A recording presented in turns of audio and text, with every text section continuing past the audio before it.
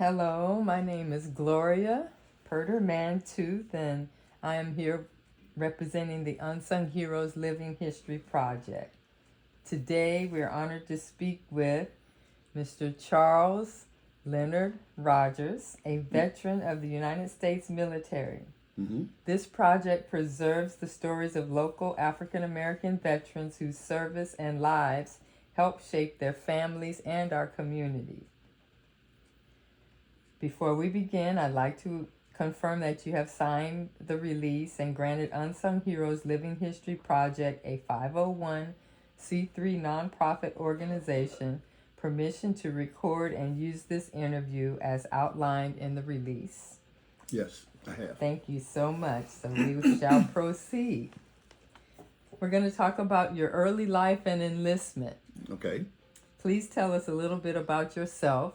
Okay. And your life before the military. So I was born in Decatur, Alabama, in 1951. I was the second of 7 children, 6 boys and 1 girl. We lived in a very isolated community in segregated South in the 1950s, if you can imagine that environment. So we lived there until I was 13 years old in 6th grade, and then we moved north to Illinois, a little small town called Zion, about 40 miles north of Chicago. And I lived in that town with my family until I graduated high school and went off to college. And then I spent 2 years at Northern Illinois University, and then I got a notice from Selective Service that I had been drafted. My student deferment had been canceled, and I was to report to the Selective Service Office for physical and induction. So that was in 1971. And so I was able to finish out the spring semester at school, and then in November 1971, I reported to Fort Leonard Wood, Missouri for basic training in the U.S. Army. How did your family react when you were drafted and enlisted? So you have to remember the era that happened in the 1960s, late 60s, early 70s. The Vietnam War was going full bore.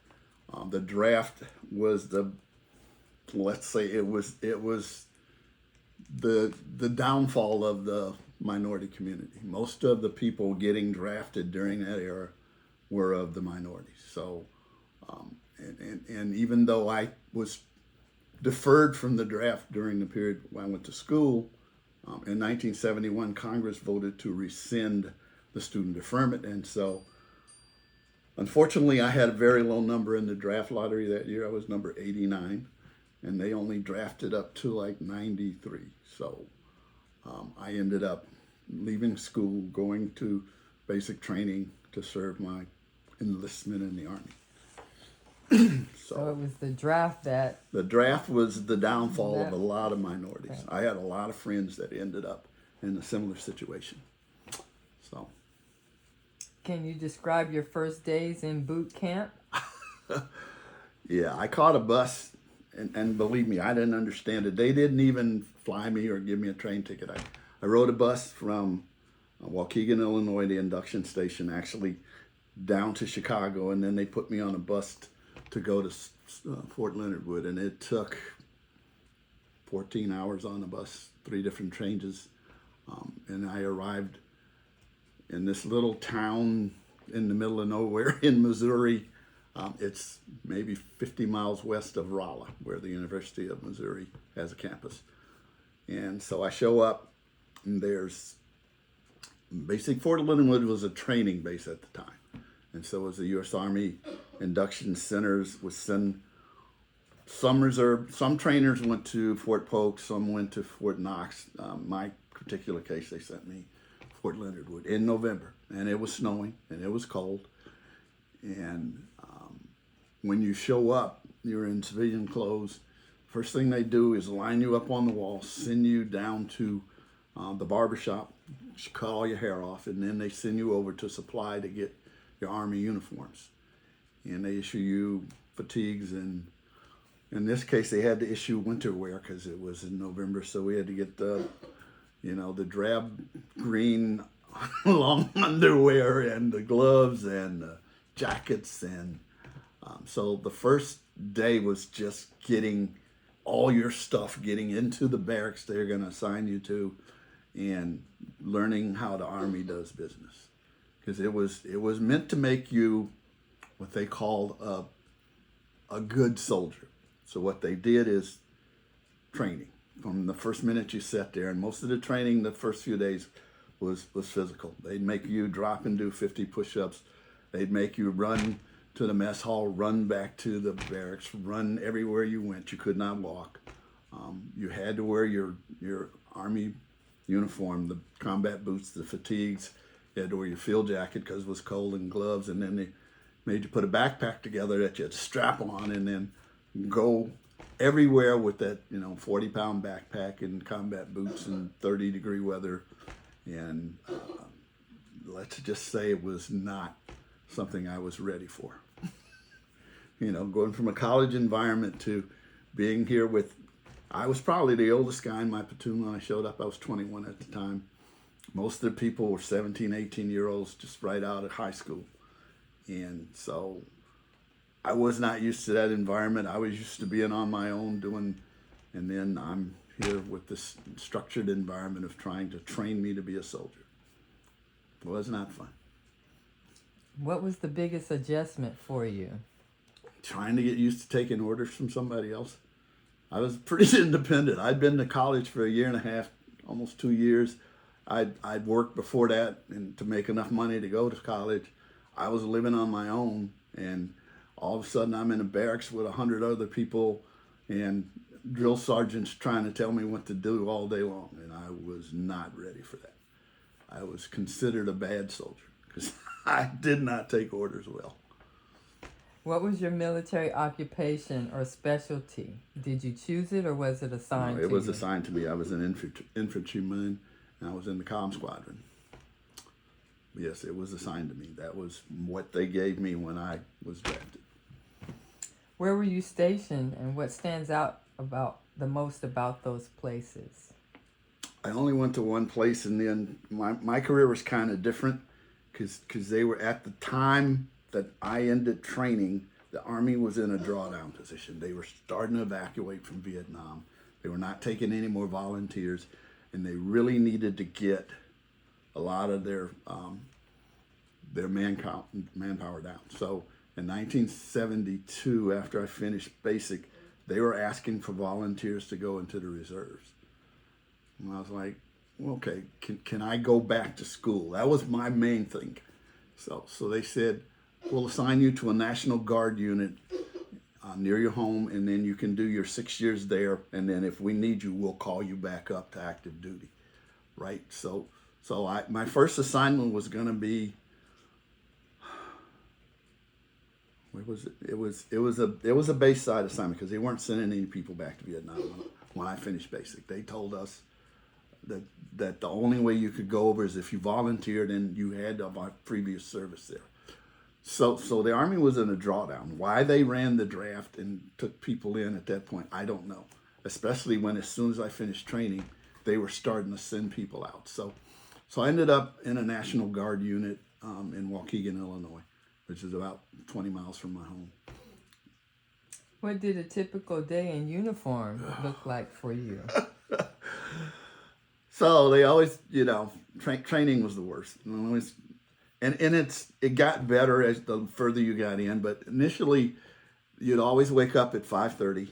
You'd be fighting to get in the showers and get out. It was an open kind of barracks area. In the room I was in, there were probably 12 other individuals on these twin-sized bunks and you had one locker that you kept all your stuff in. So you get up at 5:30.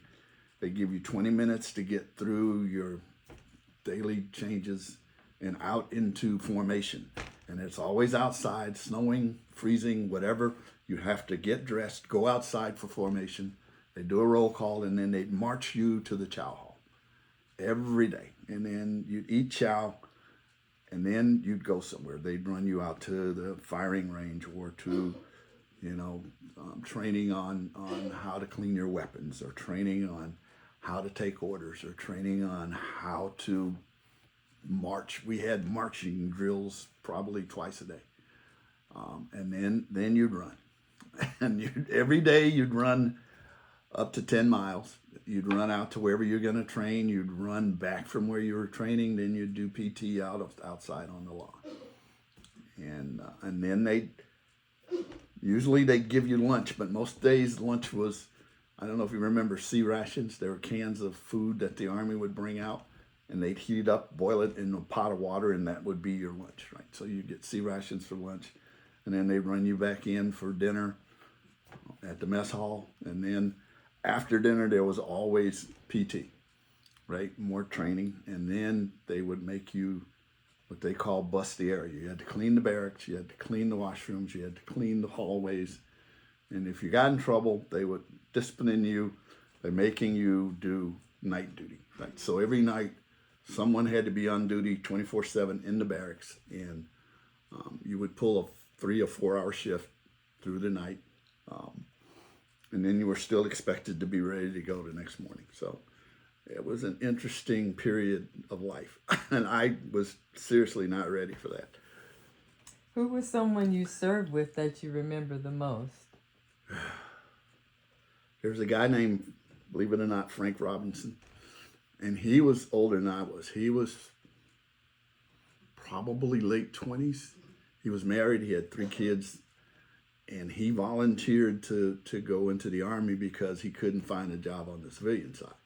And he decided if he was in the Army, he could get veterans benefits, would help pay for his wife and his family with the dependents care, and it would have been better for him. So we bonded well for around probably 7 or 8 months we were together, and I learned a lot from him because he was one of those people that just laid back and take it easy. Nothing fazed him. He didn't care what the orders were for the day. He'd get up and go do it. But he was well along in his lifestyle too, because like I said, he was married with kids, and he was in there for one reason, to get security for his family and his kids. So he taught me a lot about how to survive in that system, because I was not a good soldier.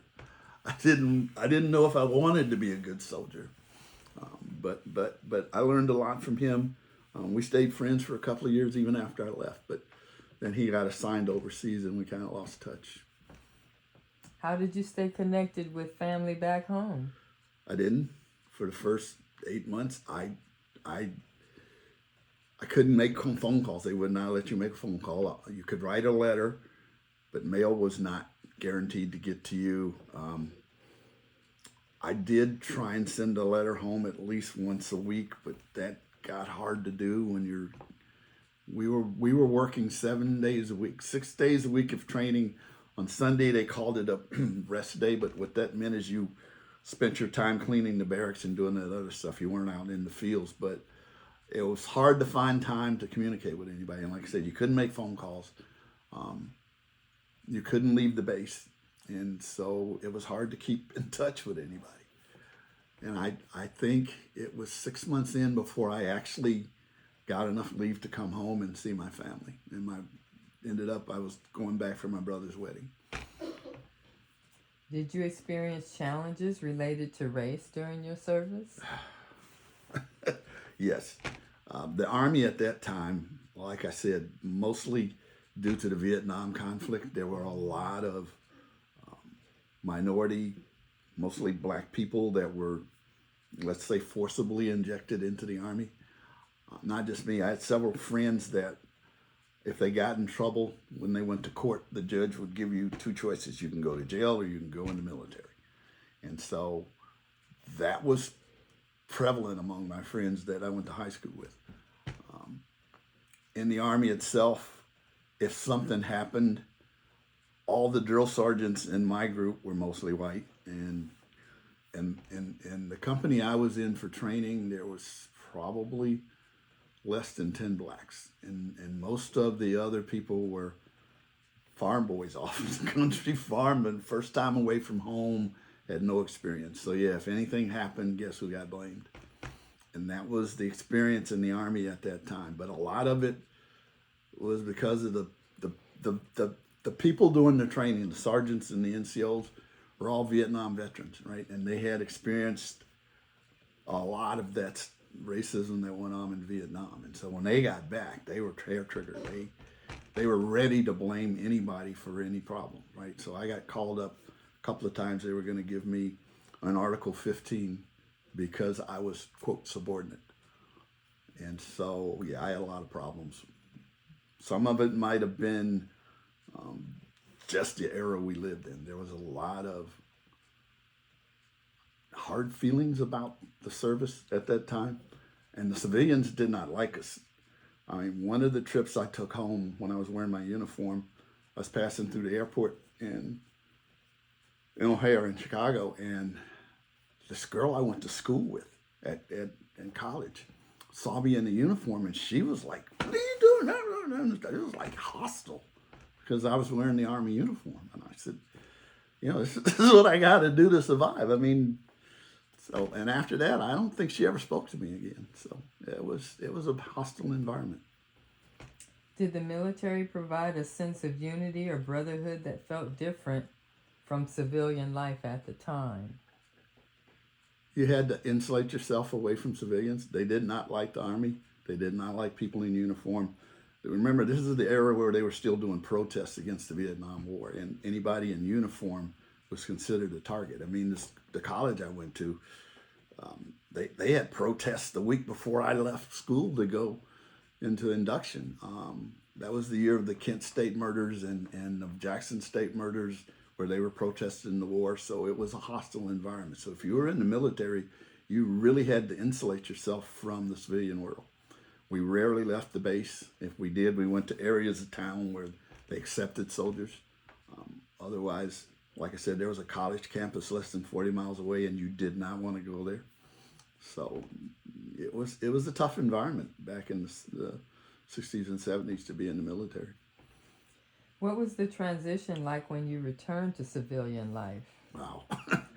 that took some doing, because at the time I went in, you know, my whole wardrobe had to change. I had to leave everything at home for one thing. And then the only thing I got home with was military clothes, right? So I'm trying to get ready to go back to school, but I don't have any clothes. And I didn't make enough money in the Army to actually be able to buy anything. So I'm scrambling, trying to come up with enough money to go to school. I'm apprehensive because, you know, there are not many veterans at school where I went to, and the ones that are there don't talk about it. You know, it's a very closed environment, and I'm still on reserve duty.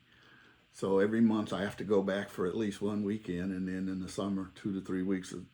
So I'm still in the military while I'm trying to return to a civilian life, because the obligation, and at the time during the draft, you had a 6-year obligation.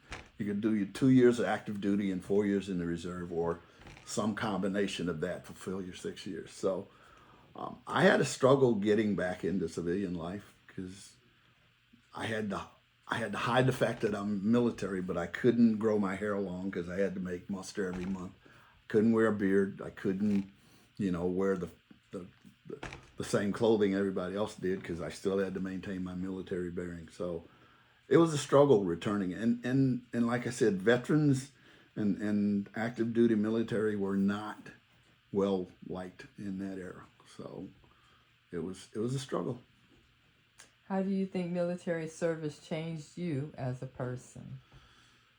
I had to learn discipline a whole lot more than I did before. I was not ready for that adjustment. So I had to learn how to take orders from other people, be responsive to them. I had to learn how to survive in hostile environments because the training was crazy. They take you on a live fire range and give you a weapon with live ammunition, and then you'd have to run through this obstacle course with people on your side and then back, firing live ammunition. And I was scared to death, literally, because half the time, one thing about the Army back then is they had more drugs in the Army than you could get on the street, because people coming back from Vietnam brought all kinds of drugs with them. So when you got to an Army base, the drugs were plentiful. So every night in the barracks, you'd see guys taking PCP and doing coke and doing, you know, acid and they were doing marijuana. And you'd get up in the morning and go out on the firing range with these guys. And I'm like, I'm scared to death some days because I don't know what to expect from these people. So it was a hard adjustment. I had to learn how to be more self-sufficient, but also how to survive in that structured environment. So it did help to get me more focused on how to get through a tough environment. I learned that well because every day was a struggle if you weren't used to that environment. It did get me in the best shape of my life. When I came out of that training, I honestly could run 5 miles without stopping. I could do 50 push-ups. I could do all kinds of stuff. So I was in excellent physical condition. One thing the Army basic training does is it puts you in good condition. Now, would I do that willingly? Probably not, but that was part of the process. What are you most proud of from your time in the military? So I got commendations from every position I was in training and even at my post in the Guard, because I was a good technician doing what I did. I was in the comm squadron, so I did radios and telephones and any communications that we needed to do, and I was very good at that. And so when I got assigned a task, I did it well, and I got accommodations for it, and I got ranked faster than anybody in my area. So I was quote a good soldier in the respect that I was good at my task, at my occupation, but I was not good at order taking and drills. But yeah, I was very good at what I did. What advice would you give to a young family member considering military service today? So it's a lot different today. The benefits are better. The environment's better. The people are more supportive of the military nowadays. I think it's a good career choice for people that aren't looking to do anything right away or don't have a definite path to go. Plus, the benefits you get now in the military are so much better than when I was in there. The pay is higher. The housing's even better. I mean, the barracks we lived in were some Quonset huts built for World War II. And they had one set of barracks that was a brick building, 2-story brick building. And during the winter, the heat barely got over 65 degrees, right? So you'd sleep with 3 blankets on in the cold brick building on a bare concrete floor every night. So the accommodations are much better. And I think the caliber of the NCOs and the officers are a whole lot better. Most of the officers I encountered were fresh out of school. I mean, they were these very young, very inexperienced officers. The more senior people were still put in high command places and mostly sent over back to Vietnam. That's where their senior corps was. So I think it's a better environment now, and I would recommend for those that don't have a path to go to look at the military seriously right now. They won't encounter what we ran into. There isn't a threat of being sent somewhere you don't want to go. And you can make choices about what you want to do. I didn't get a choice. They told me this is your job, right? At least now when you sign up, you can make a choice. How would you like your service to be remembered by future generations? It was at a time when the country was in flux. They really did need a strong military at the time. I wasn't thrilled about being in it, but I understood the need. I have friends that I went to school with that rather than submit to the draft, they left the country and went to Canada. And, what we call draft dodgers. I didn't want to do that. I think that was the bad choice. I didn't want to necessarily be in the military, but as part of being an American citizen, right, you have obligations. And so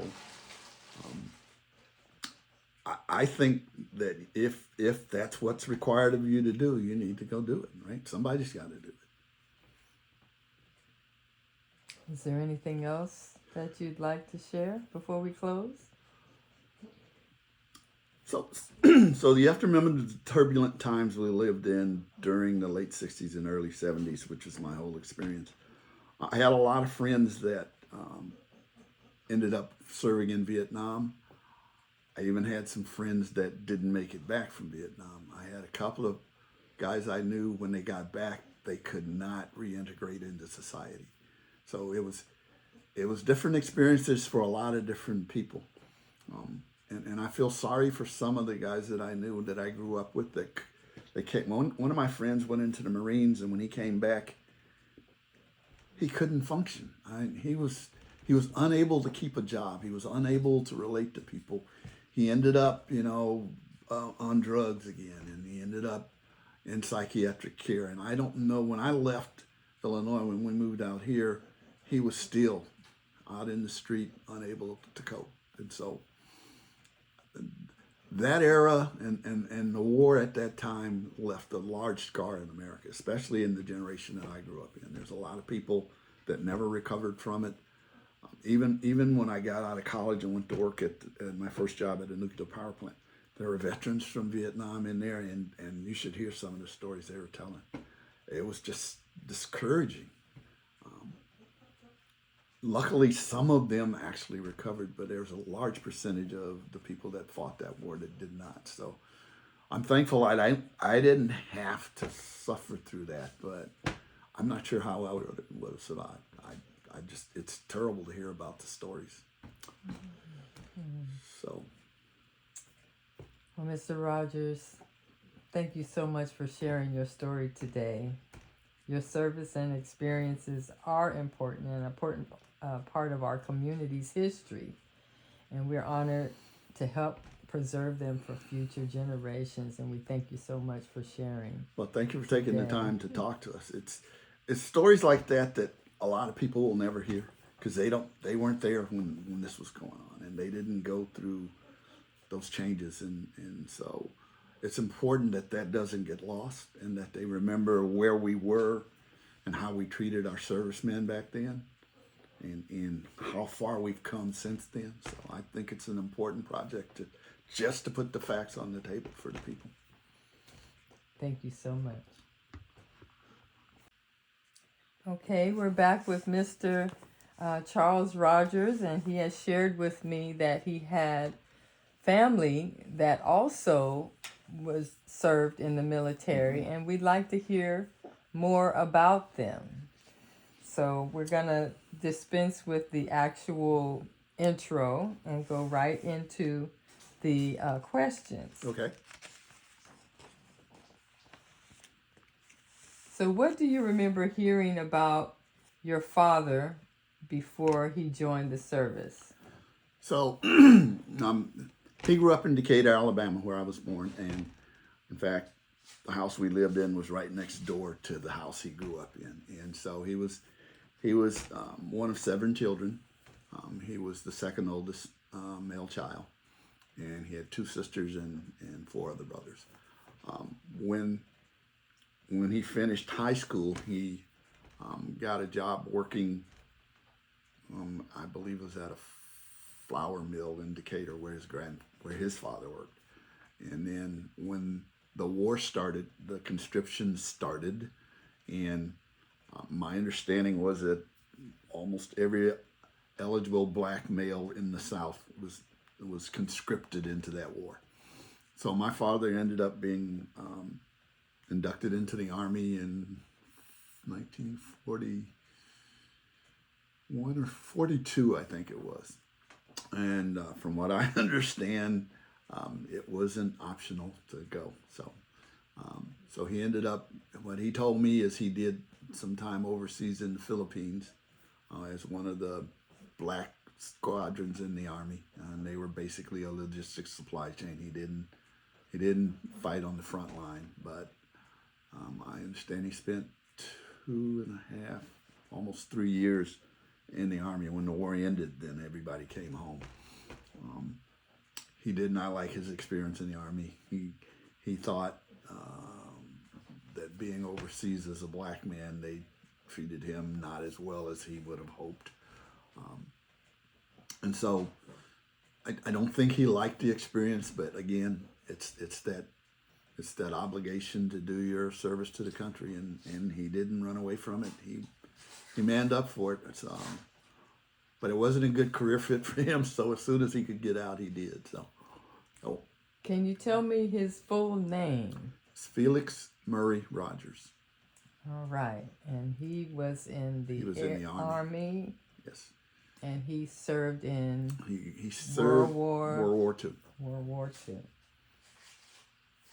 Do you think you felt prepared for military life when you joined? No. If I remember the stories that he told about how they did training back then, especially for black soldiers, it was terrible conditions, right? They had the worst places in the world they put them in. They didn't have good housing. They didn't have good services for them. Even the uniforms were substandard from what I remember.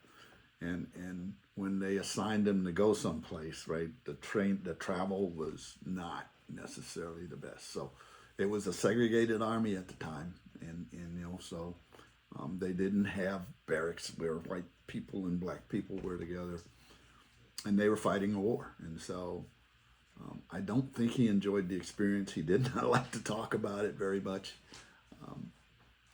other than to tell us how bad it was. So. And do you know of any of the places that he was stationed or traveled to other than the Philippines?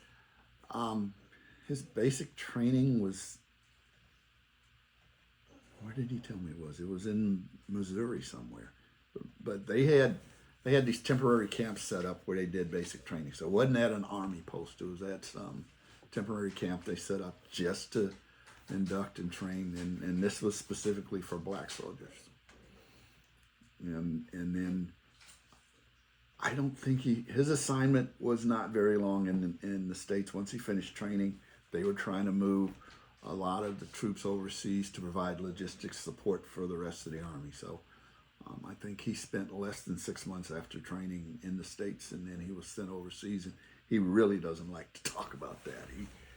Every time we asked him, he'd just give you So I get the impression that his experience was not very good in the Army.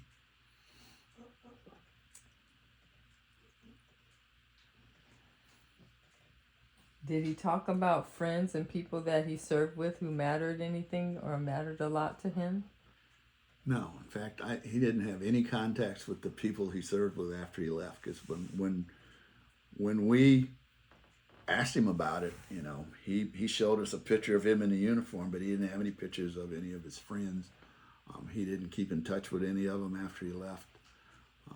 So I think he tried to distance himself from that environment after he got out.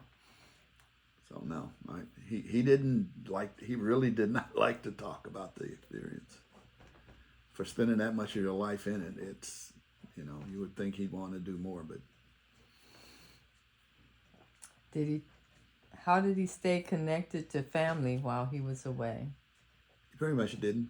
I mean, the communications during that time frame was, and especially in the black soldier outfits, if you wrote a letter, it may or may not get home, and he wasn't very good at writing home anyway. So when he left, they didn't hear from him until he got back in the States, and getting leave when you're overseas during the war didn't happen. So when he left, he was pretty much gone.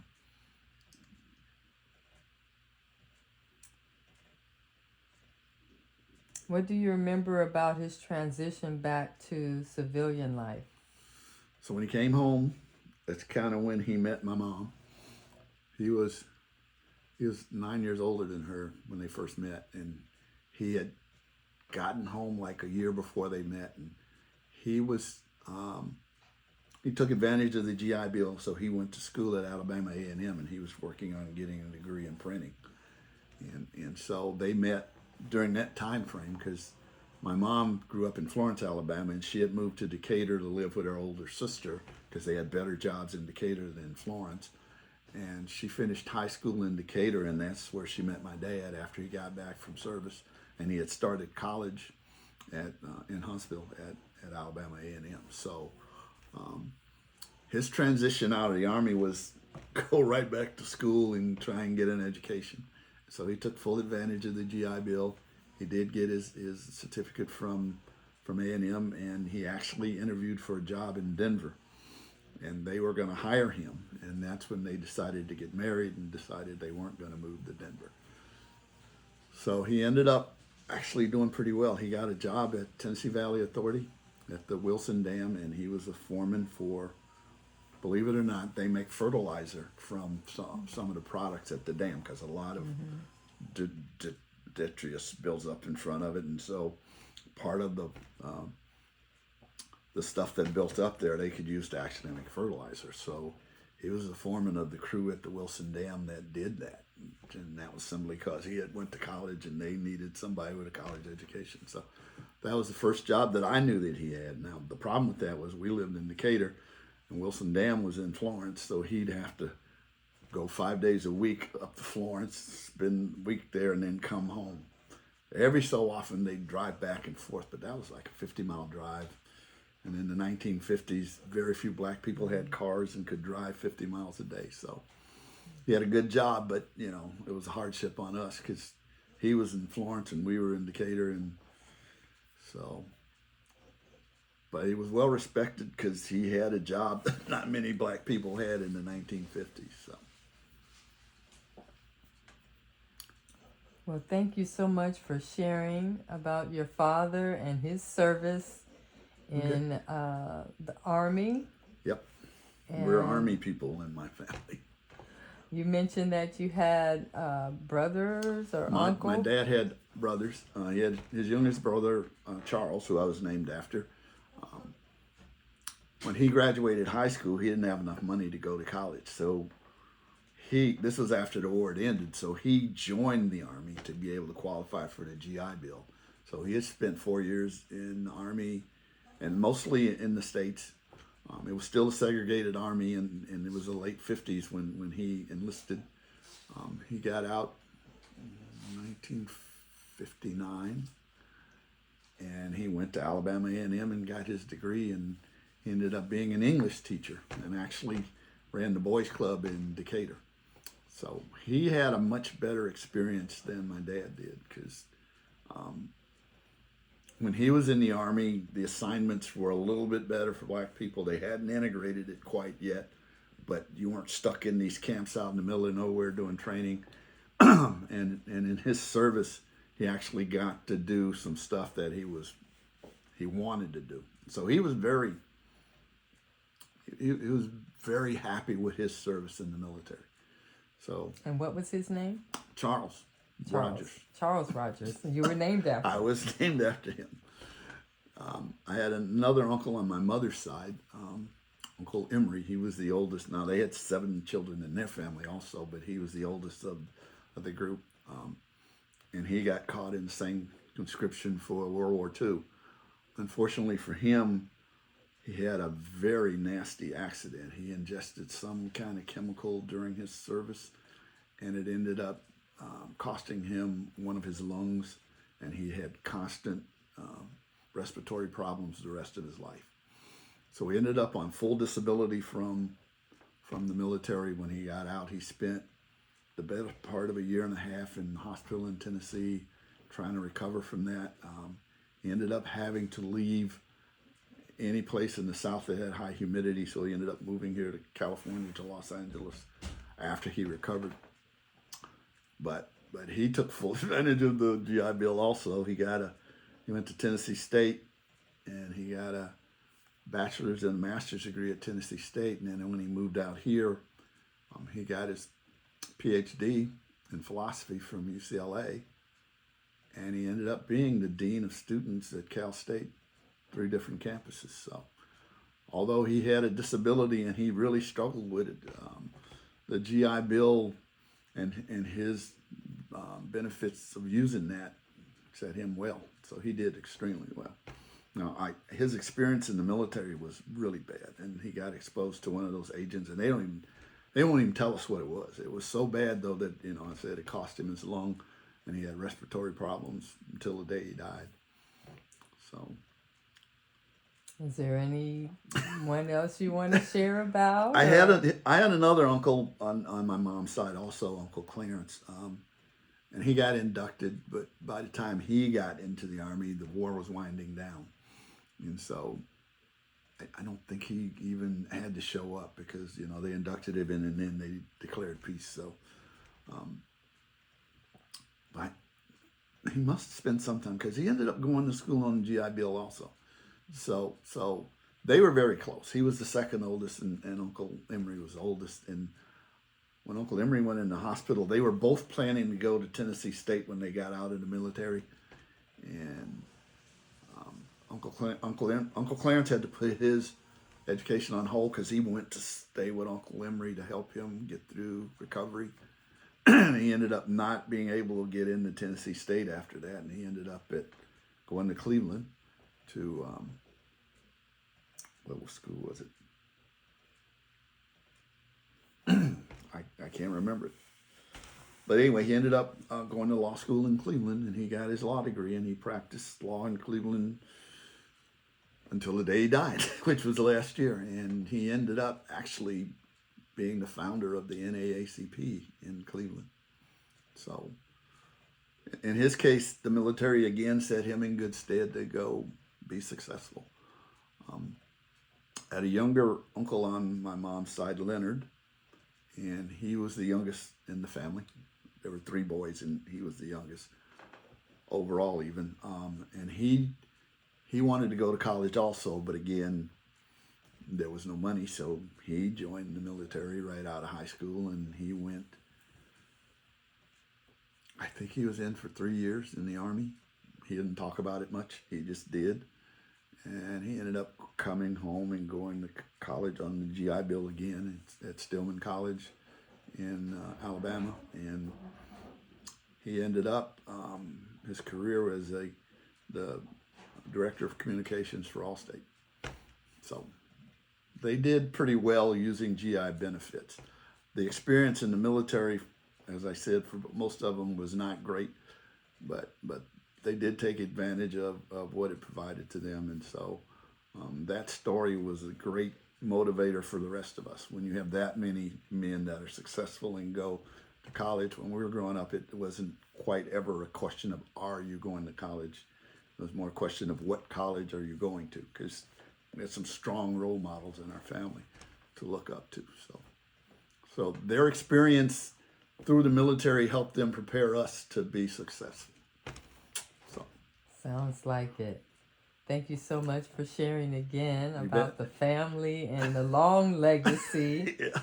dating all the way back to World War II of Yeah. Army men Yes, it was. in the On both Rogers sides of the family. Yes, and the education as well that they were able to glean Yeah. from They took their full advantage service. of those benefits. So Yes, yes.